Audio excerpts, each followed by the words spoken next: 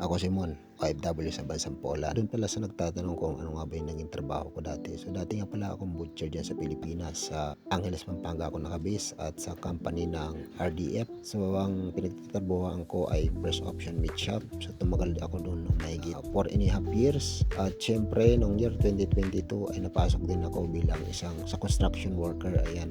So sa Palit, Pampanga. So doon kasi ang lugar ng asawa ko. Doon ako nagtatrabaho. So naging welder ako. At syempre year 2022 nung time na nag-apply ako pumunta dito sa Poland. At syempre at dahil hindi naging madali yung pag-apply, so mayroong mga naging complete din sa aking mga documents. So nagtagal din ako ng mga 1 year bago ako makaalis dito. So nakaalis ako nung year 2024 lang, month of May. So ngayon guys ay 2 taon ako dito ngayon, darating na May 28. Ayan, so sa mga kagaya ko ng mga nangartin gusto mag-apply, so huwag lang kayo mula ng pag-asa. Malay nyo ngayon darating na taon ay kayo naman ang makakapunta dito sa abroad. At kung umabot ka sa video na to, kung bago ka pa lang, paki-like and share na rin. At syempre paki-comment na rin kung taga saan ka para nalaman ko kung saan nakaabot tong video na to. So yun lamang. God bless sa inyo lahat.